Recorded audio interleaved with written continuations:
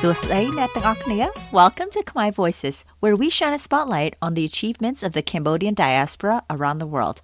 I'm your host, Wani, aka Vanny. Today I chat with children's literature author Chanda, or Chanda Oak Wolf. Her book, A Dozen Delicious Donuts, a sweet Cambodian American story, allows her younger self and children of this generation to see a book that shares what it means to be Cambodian American, connecting our narratives to the broader themes of identity and community. We also talked about growing up in two of the largest Khmer communities in the United States. So that's Long Beach, California, and Lowell, Massachusetts. Chanda, like so many of us, had no clue what she wanted to pursue professionally. And, like many of us again, lacked parental assistance in navigating everything and anything related to higher education. And again, like many of us, she figured it out. Chanda holds a Bachelor of Arts degree, as well as a law degree. Along with writing, she's currently in a senior administration role at the Office of the President at the University of Massachusetts. So obviously we talked about that, but we talked about much more, including connecting beyond being survivors. At the end, it felt like I had just had a conversation with an old friend. Oh, and please forgive me for Chanda's audio. I'm still figuring out this technical side of podcasting, so I'm not sure what happened with it. Nonetheless, it was a great chat, so I hope you'll bear through it, and I hope you enjoy our discussion. This book took a long time to kind of come together, and I really wanted to think about how I want our history to see us and how far we've come. And I think through this children's book, I'm hoping that young people who were born and raised here, grew up in America, realizes that there's so much richness in culture. You know, growing up for me, it was really hard because there was no books out there, specifically children's books, that talk about where we came from, who we are, why did we come here, our reasons for being here. And so this book is supposed to share those very basic things that I felt I lacked growing up. That's wonderful. I have questions about the phenomenon that's happened in Southern California with donut shops and Cambodians, but I want to learn more about you. Can you share your journey, your story of growing up and how you came to be and what you're doing right now too, because you're not just a writer. I know you have a 9-to-5 as well. Yes, thank you. So my parents are both survivors of the Cambodian genocide. We first arrived in the U.S. in 1980 in Birmingham, Alabama. Sorry, can you repeat that? The audio was cutting off a bit. You arrived in what year?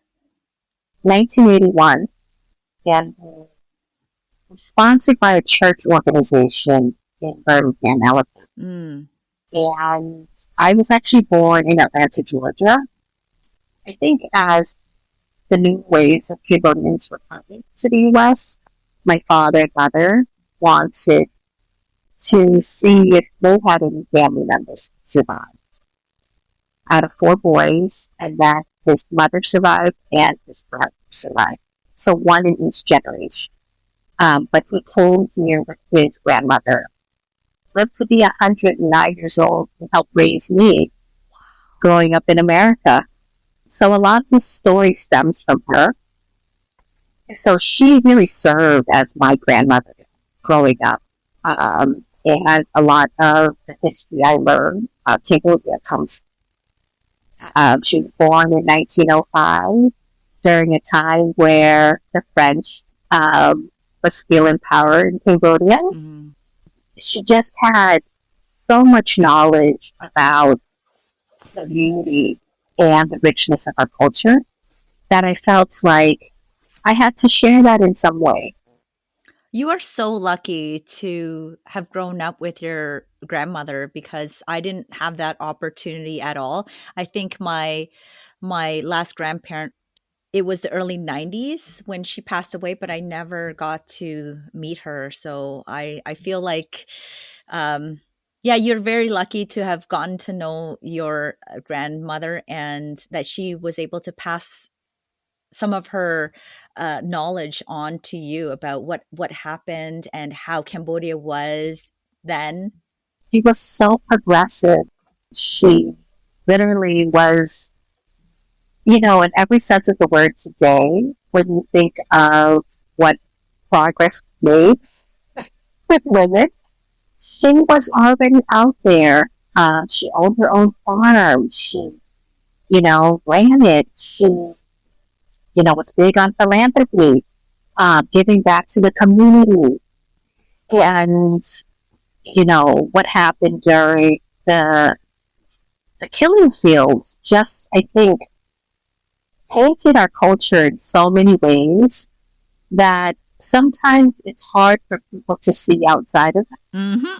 And the book itself is supposed to, I think, overcome some of this like stigma associated with our experience here in America and what people see us as. I love that. Yes, we are survivors, but we are so much more. I love that.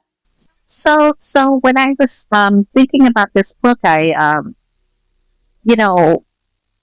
kids really kind of spurred me into action. My son, when he started kindergarten, he asked me what it meant to be Cambodian.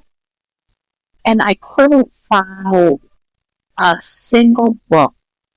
Wasn't like strictly Cambodian. I do view myself as Cambodian American. Mm-hmm.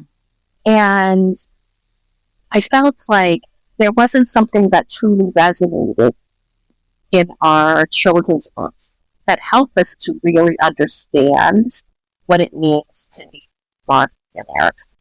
And the past, I'd say, 50 years, there's not a single story that I don't know, Vanny, how about you, if you can tell me, that documents our experience as, being here in present day. Not talking about our surviving experience in Cambodia, but our life here in America. Yeah. And so I felt like, so what does a children's book look like, right? And I didn't come into this project thinking I'm going to, children's book author who was going to, like, this is what I've done all my life and this is all I wanted to do. It wasn't that. It was something that made me realize, just like, a solution to a problem. How can we make children's books where it becomes mainstream enough for people to see us like we are part of the conversation, Mm-hmm. and not just a marginalized community? Mm-hmm. Mm-hmm. I love that. I see a lot of that happening on social media now. Instagram. I'm more active on Instagram than I am other social media platforms, but I see a lot of Cambodian influencers who are sharing our heritage through not only our cuisine, but through our art. And now with you too, through books and literature. It's amazing. And thank you for being part of that, I guess, renaissance, right? Yes, that you're exactly right. That word is probably spot on. You talk about in your book, you talk about entering a competition, a baking competition, and you submitted the Cambodian donuts. And I just assumed it was California because in the introduction of the book, you said there were about 1,000 Cambodian-owned donut shops in Southern California. So I just assumed you grew up in Southern California. So you mentioned Birmingham, though. We were in the South for quite a while, Mm-hmm. and then my parents realized this wave of immigrants came, and they were all coming from Pendleton Camp in Southern California, where this was the newer wave that were arriving. And I think my parents thought just maybe they could find family members that had survived the genocide, and they didn't. But I ended up growing up in Southern California with a big Cambodian American population. So how old were you when you moved to Southern California? About 4 or 5. Okay. Maybe. Yeah, I started kindergarten. So I'd say about 5. I think what I'm realizing today is that we didn't think about donut shops as in like this phenomenon. It was just always there when I was growing up. Mm-hmm. So it didn't seem like it was something so significant. And plus we worked in donut shops and I didn't like to eat donuts because it was always, always there. It was always there. Yeah. I was like, my goodness, how are people buying a dozen donuts and eating this entire thing? But I think, when you're kind of like, you're so much a part of the culture, you're like, I can't eat this. I can't eat. But as I've gotten older, I'm like, oh, that would be nice right now if I had a bear claw. But like, so can you give us some context? What year, what decade year was this? So, late 1980s. Mm-hmm. And so at that time, there were already a lot of donut shops. And so just some background behind the donut shops. So perfect. The Donut King, I think you can find a little bit of information about him. There's a documentary. His name is Ted Noy, and he came in 1975 with his family. And he went through a training that Winchell Donuts had. I don't know if you remember Winchell Donuts here, but it was kind of like a Dunkin' Donuts, but this is like 40 plus years ago. I'm not really sure it's still as prevalent, but they offered training programs to make donuts, and Ted was so inspired by this idea, and he equated it to Nongkrong. He was like, wow, this is the closest thing to what I had growing up that I no longer, have. And so he worked hard to save money and started his own donut shop. And that's kind of how this began, in that he started to own more and more donut shops. And as newer waves came, he would, I think, develop some kind of program where they would work with them or work out a way to own their own donut shops. And this kind of transpired throughout the years. And now it's over, I think, 1,500 Cambodian-owned donut shops. They don't make Nongkrong per se. They make traditional American donuts. But that's not to say it doesn't exist in their donut shops. If I were to just walk into a Cambodian donut shop, would I be able to say, hey, that's a Cambodian made that, because I taste the Cambodianness in it? You know what you will taste? It's different. It's actually, the flour is different. Okay. So you will know the difference. The Cambodian-owned donut shops who make traditional American donuts are using very cake-like flour, right? My donut is made out of sweet rice flour and coconut milk, and very basic. So you think of it, salt and sugar, and the glaze is traditional palm sugar, toasted sesame seeds. Is it a French influence, or was it always Cambodian? I think it's always been part of the culture. It's just, I think, after the war, it was really hard to talk about anything sweet. It was survival, right?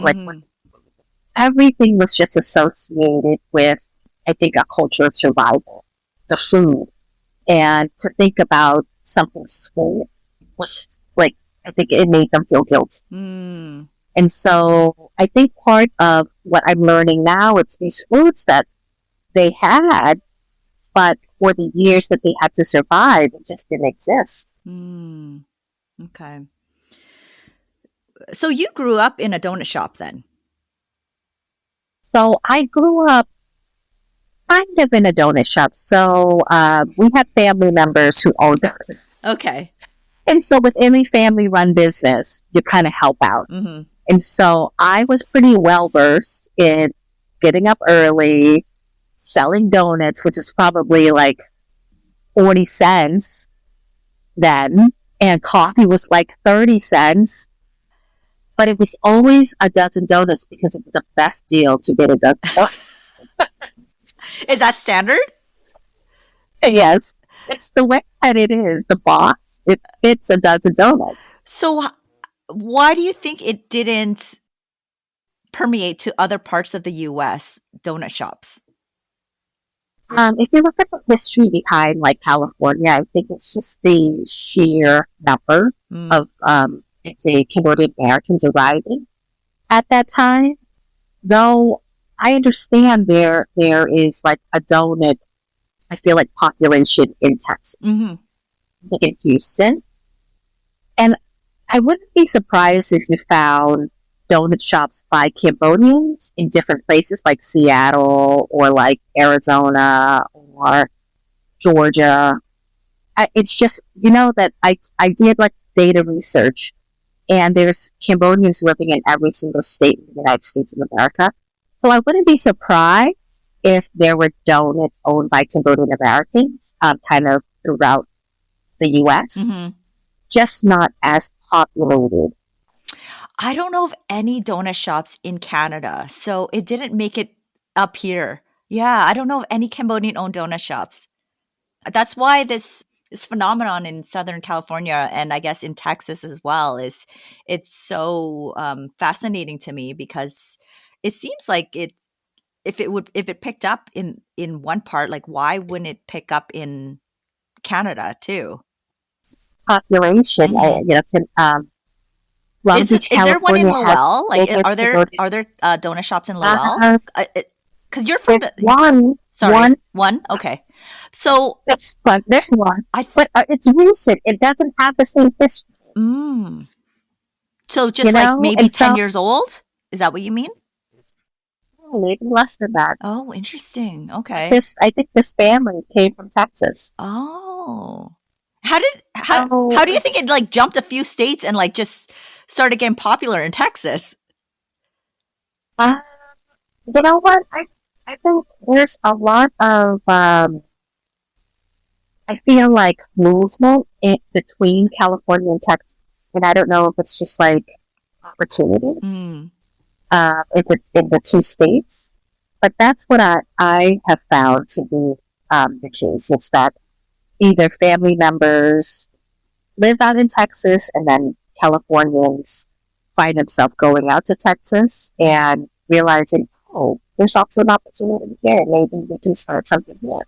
Okay. And so those two areas I sense maybe, that type of connection with family members. Okay.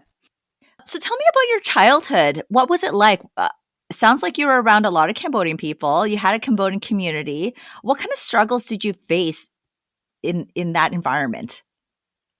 I grew up in California in the late 80s, early 90s, and there was a big gay, I think, I don't know if you read about this growing up, but gay violence was very big in Long Beach, California. And so a lot of what I witnessed was this lack of, I think, resources available to the community, realizing that our experience where our parents who survived didn't quite know how to share their struggles with their children here in America. And I think the silence that a lot of parents thought they were in some way maybe keeping to themselves, maybe just to not pass this idea of war that they had experienced, the genocide. I think it caused a lot of maybe it's just not understanding one another. And so you have this, the parents who survived, and you have the kids who were either born here or grew up here, and then you have a language barrier. And then you have, if you think about the war itself and the reasons for its occurrence and how it, the population that that we lost was mostly the educated population. And so coming to the United States with like not a lot of skills outside of the state farming, not having literate parents, having parents who are suffering from trauma, all of those things impact these young people who are trying to figure themselves out, seeing themselves as American now. And I think the two generations just kind of bumped heads. And sometimes kids were looking for like belonging and protection. And I think that was what gangs at that time offered. So, Exactly. so a Yeah. little bit about that. That was just kind of what I witnessed a lot growing up. Were your parents ever concerned that you would Oh, steer off in yes. the wrong direction? Well, and I think when anybody says, "Jump to gang it," it's like, oh my goodness, that was like the slogan.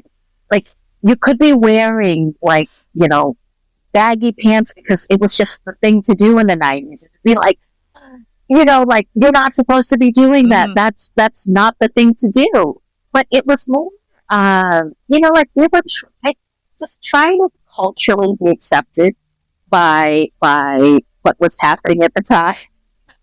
You think about like the music culture, right? Like, let's see, think of what people were wearing and what we were seeing in a lot of. I felt that my upbringing was like rap culture, was like R&B, hip hop, and so all of those things. Like, I don't think my parents understood it, and I don't think a lot of other parents understood it. But it wasn't so that you can be part of a gang. It was just cultural.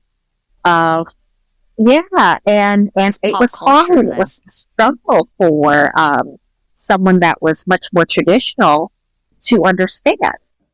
And so the 90s was like a lot of like breakdancing and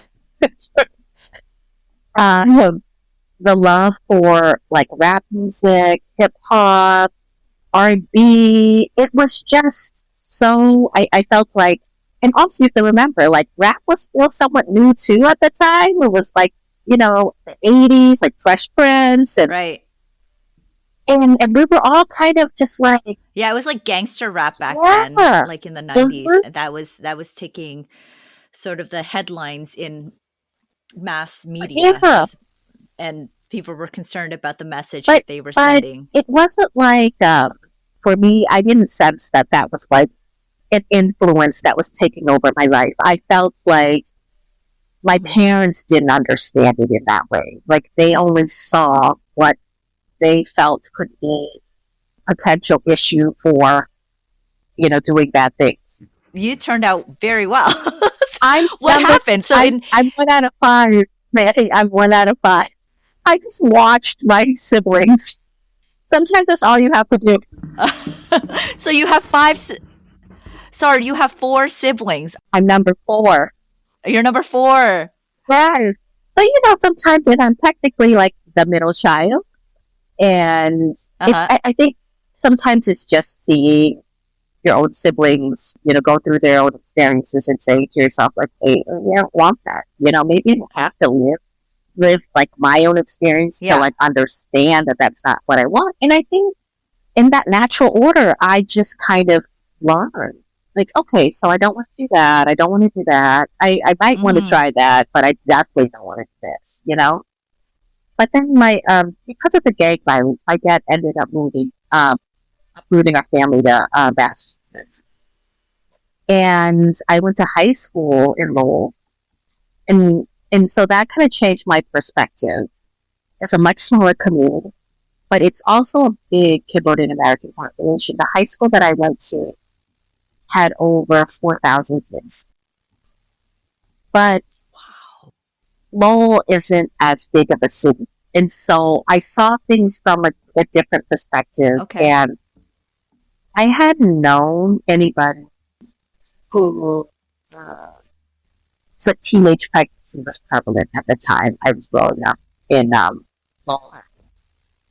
just in In both Lowell, parts, where, both cities? and so there was like a daycare. There Oh, was okay. similar issues with like gang violence, but I didn't witness the teenage pregnancy as something so prevalent in Long Beach, but it was very much so in Mm-hmm. Lowell, Massachusetts, and it definitely made me think about how I saw my life and how I wanted to do things different. In terms of like your siblings, are they did they kind of go in the same path as you then, or are you an anomaly in your family, or did you set the path So for your younger sibling? I think everyone tried college, but Uh-huh. I definitely took everything to a whole new level. Like I was like, okay, I think this is my opportunity to do something different, and let's just see how it goes. So this was like late '90s now, and I'm thinking about going to college, but I didn't feel like our community was as connected to education as I had hoped for, and I felt like I wish there was more support around. I think our community. Did your parents push you No, to they go to just college? were. They were Oh. okay with me just going to a college and just staying around and being part of, let's just say, helping the family. But something inside me that I just was like, let's see what else is out there. So I worked at a summer camp in Lowell, and it was through the Cambodian Assistance Association. And I met some folks who ran the camp, and they told me about this program at Base University that was accepting, applications for students who had potential, but wasn't quite there yet with, like, say, like their GPA or like their grades, right? And I went and I interviewed, and I ended up getting a scholarship, and I was like, okay, I'm going. So did you know at that point what you wanted to study? I didn't know anything about anything. I just went like literally like deer in headlights. My sister helped me move in to my dorm, and we hugged, and we were like, But imagine if that wasn't there for you, because there was nobody sort of pushing you down that path, right? Imagine if that wasn't there for you. You'd be your life would be totally different. I don't know if you believe in a higher being, or like if your your destiny or fate is already written. I don't know, but something happened in my journey, in my path, that allowed me this opportunity. I never once took it for granted. When you were growing up, did you have any idea what you wanted to No, do? No, like when people asked you like, "Hey, what are you going to be when you grow up?" I always said teacher because it was just like that's what I knew. So I just said teacher. I'm like, I don't know what other profession there is. I felt like my parents always said be a doctor or a Uh-huh. lawyer. That was like the two But they never things. pushed And you you're that like, way. okay, that's the stuff. No, they never pushed me. They always said, Cambodian. That was Yeah. all they would say, Mm. but I didn't know what that meant. Mhm. It's like, yeah, like I'm trying, but I don't know this whole new world we're in. Like, what do I do with this new information that I now Mm. have, where I didn't even expect this for myself? Mhm. I don't think anybody expected this for me. And we're all trying to figure it out. Like, you're in this school with all these privileged people, and now you're supposed to, like, fit in. And you're just a child trying to navigate this world, whereas other kids, they are navigating with the assistance of their parents who are well versed, who have gone through this. And you're just kind of like you said, a deer in headlights, where you're like, I don't know, I'm just going for it. Yes. And so when I witnessed that, I felt like I cried a lot. I felt like I was alone. I felt like I didn't belong. But those things weren't things that wanted me to not be there. It wanted me to do something about it. Did you have It someone was at like, that point to look up to where you're like, I want to be like that person?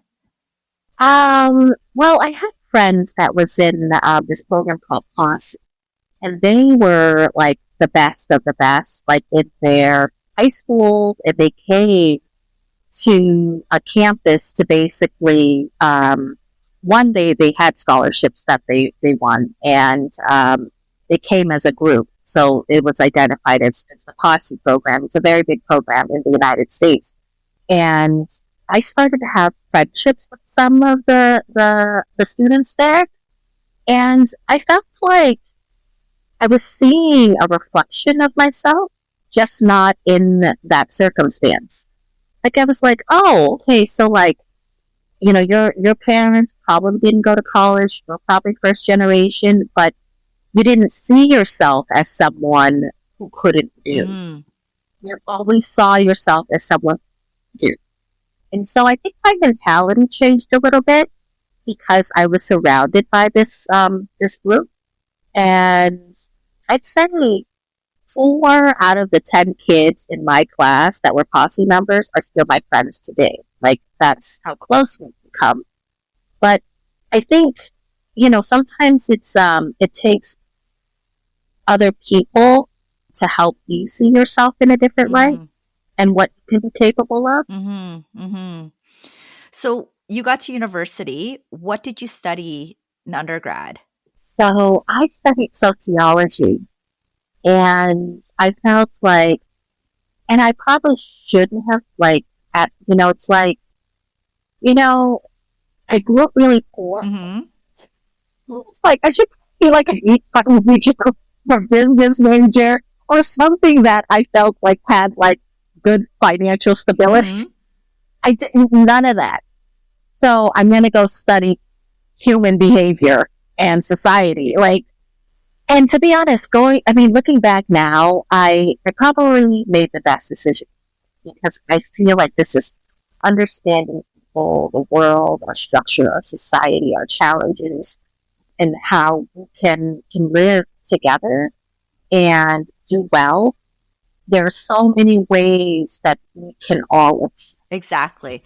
It's just a matter of looking at. I hear you, but I studied sociology as well. I graduated with honors sociology, but that was what I enjoyed doing. And I really didn't see the point in studying something that you don't have an interest in. And I don't regret that decision either. What I appreciated about my experience in university was the fact that I developed a network there. My life would be totally different right now. So yes, I don't regret that. And sociology, it's casts a wide net, right? So in undergrad, you could do sociology and then go and study law or study communications or whatever else that you choose to do. I really enjoyed my 4 years in undergrad as well. And I feel that sociology did really open up my mind to a lot of other things that I never really looked at or considered. Like, for example, when we were in elementary school and high school, never talked about what happened to the Aboriginal Native population in Canada. It was sort of like just, it's all propaganda. They're trying to make themselves look good, right? Like you don't talk about the bad stuff that happened, that how Canada came to be. They don't talk about like the residential schools that they put the native population in to assimilate them, but meanwhile they're being severely abused in every aspect.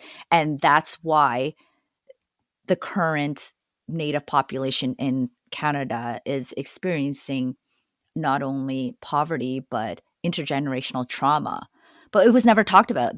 Racism exists towards this population. People didn't know that, hey, they went through all this and they're still trying to survive that. And people don't understand that because it was never taught in school. And through one of my sociology classes, that's where I learned that. It's really, I think, very difficult for people to acknowledge that these are current day issues as well. That we're not, the struggles that we're choosing not to see or talk about doesn't mean it's not there, right?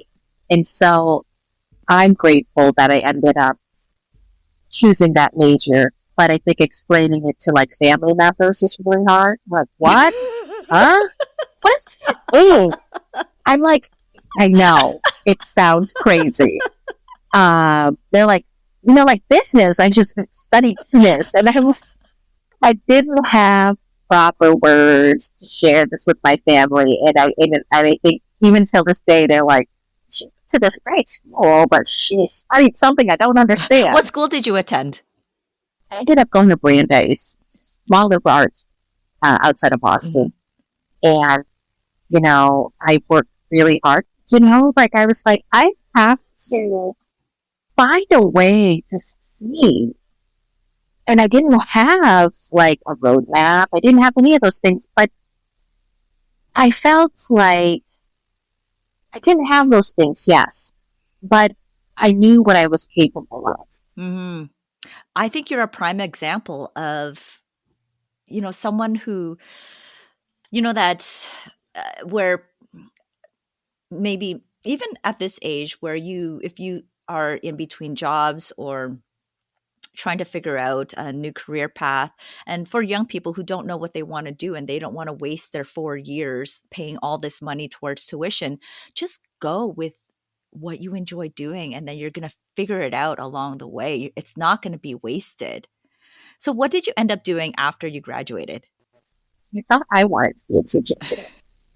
I ended up getting so New York City teaching fellows are similar to, let's say, like Teach for America, where it's a 2-year program. You get your master's in education and ultimately become a teacher.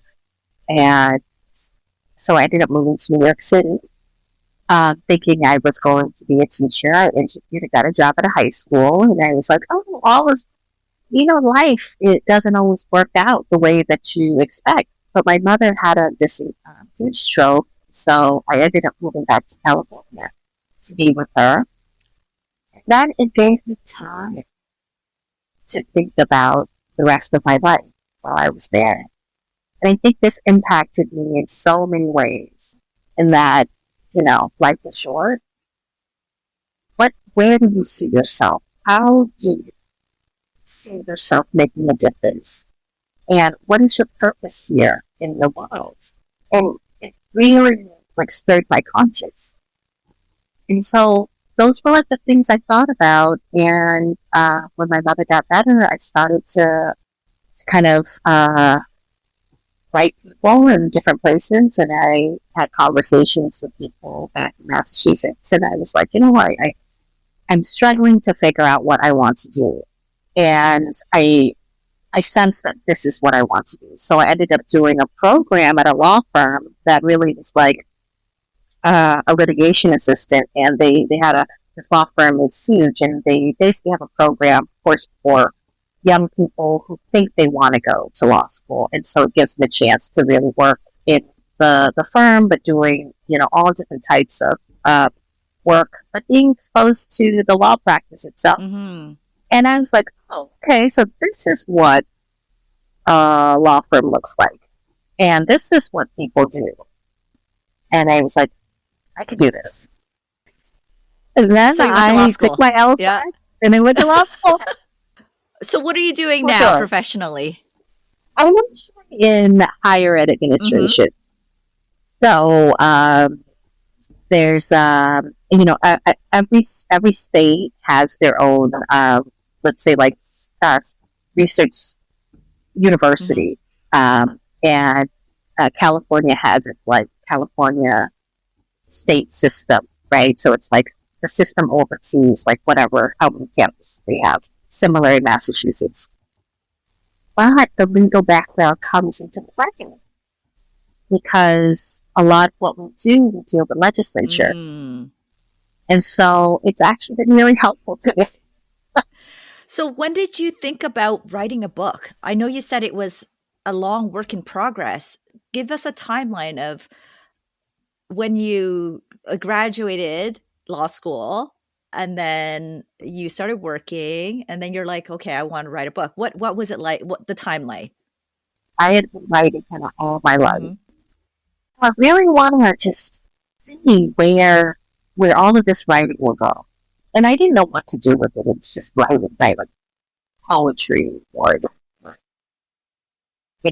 like, okay, I'm going to start on a novel. But I just write, and I didn't think anything of it. But I read a book called After Parties by a Cambodian-American author, Anthony so. Mm-hmm. And I think when the book came out, he had passed away. And I think I through this moment again, like, okay, I really need to do something.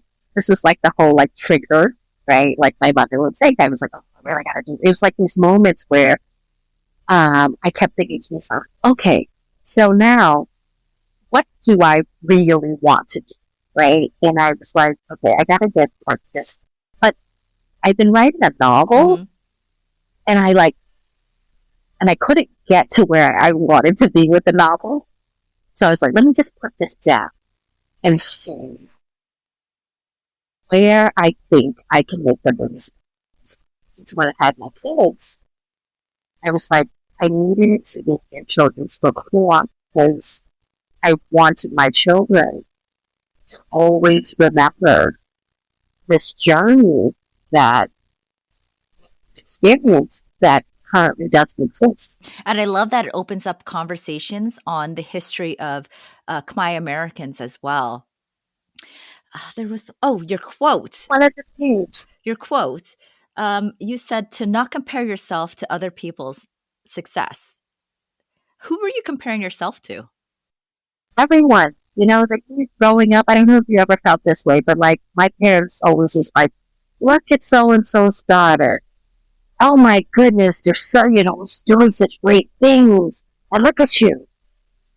Like, I have to ask you to wash the dishes. You have to ask you to like, a million things. I think it's standard in every Cambodian family. That is standard experience. So then I was like, I hate it. I catch myself doing that to my kids, and I have to back off. I'm like, I didn't like it when I was growing up, so I'm not going to do this. But it's so hard to break that because that's what you grew up with, and that's how you learned how to respond to things that you weren't happy with. You compare your kids to other people. And so as I've gotten older, though, I have made like a really, I think, like tremendous effort to not think about why people's journeys are the way they are and for what reason. I have been kind of going through like a healing process and being okay with who I am and accepting me for me. And I think when I was younger, I struggled so much with what it meant to be like Cambodian. There wasn't written work about us. There wasn't something I can like go read and be like, oh, okay, so this is our history. This is our background. This is who we are. And so I never could give people like a good answer when like, so like, where are you from? Like, what? Like, and I'm like, good question. It's like, and I didn't have, I think, the capacity at that time to properly convey those true feelings I was experiencing. And as I've gotten older, I think I am going through a transformation where it's like I'm figuring like out what I want to do, why I am, what I represent, where I'm going, and I feel like I've come to accept like this wonderful thing about being Cambodian. And now I'm on this journey to help educate people about like this whole assimilation process, self-acceptance. And it's okay to experience all of the not so nice things. Mm-hmm. But there's also all of those very nice things about us that we don't talk about. And so how can we truly enjoy being who we are and also share that with like mainstream America without feeling bad about it? Without always being the victim. Yeah. I think, what you're doing is so admirable because we're all kind of going through like this whole like, okay, so how do we become? And those things can exist, but they shouldn't overcome. Yeah. Yeah, like all of the other things you can. Exactly. Yeah. So during this transformation, where do you see yourself? Like, what do you see yourself in 2 years doing? I'm hoping that, I'm going around the country and sharing this book with the world because Cambodians exist in the United States and it's a pretty big population, but we're in Canada, we're in Australia, we're in France, we're everywhere. And I want to bring these, I want to share the story with other people. But I think the idea of Cambodian American literature, and I think Cambodian literature in general for kids, it's not naturally in our like history. It's usually like folk stories, right? So how do you, I think, create a world in where the Cambodian diaspora, right? They exist in other countries. How can they start to write about their own stories? How can they start to share their literature with the rest of the world and help us better understand what is going on in, whatever community that they're in? Are more children's book in your future that would talk about other cultures? I have a lot of writing. I do have a lot of writing. I don't have a book right now that talks about, it's more generally, I think, Asian American, and it's about Lowell. But, kanji exists in other, like Lowell exists in other Asian countries. And so a lot of my story stems from, but it's a connection to all these other places as well. And I think where I'm going with, I think, my own kind of theme is, through food, we can find many connections. It's like, we're more alike than we realize. And sometimes I feel like it's easier to draw on a disconnect than it is to draw on a page. Exactly. And unfortunately, that's what's happening right now in the world. But let's try and fight this as much as we can. Yeah, we are. Before we end, I want to make sure that you're able to share 1 or 2 things that you want listeners to take away from your story. I really do hope that when people read this book, they feel a connection to it, and that it's not simply about a Cambodian story. It's about something more than that. How do we connect with our community? How do we bring something different to others and share it in a way that I think helps people to better understand who you are? And I'll go back to the necessity of the children's story and the importance of having stories that are different. I think it just helps other children see a new world, something that without having something new or different, it just makes you feel the same, and it's the same what we want in this world. Yes, diversity is the spice of life. There's so much, it really, I keep coming to this word, that there's so much beauty in recognizing our differences, but we can draw from those differences connections. Again, I'm so sorry about the audio. What Chanda said at the end there was we can draw from those differences connections. I hope you enjoyed getting to know Chanda and the why behind her book. Yes, connecting through our differences, we'll have a better understanding of the world around us. That's what Chanda's book is trying to share, among other things. But you'll have to get her book to find out. And you can find a link to her book in the show notes. And after the recording, Chanda emailed me saying she's actually aware of 2 donut shops in the Lowell, Massachusetts area. The one she mentioned, which is Kim's Donuts, and another one that actually opened 27 years ago in 1998 called Top Donuts. Dear listeners, if you're aware of others in the area, let me know, whether it's leaving a comment in the Spotify episode or sending me a DM or leaving a comment on Instagram or TikTok at Khmer Voices. Chanda, thank you so much for your time and sharing your journey and mission. I look forward to supporting your future books. Bang Paon Khmer, if you'd like to connect with Chanda, you can follow her on Instagram as well. Her handle is A Dozen Delicious Donuts. All kun charan for listening. If you know someone who'd like this episode, share it with them. And please, if you haven't yet, leave a 5-star review wherever you listen to podcasts. We'll be back in 2 weeks with a new episode.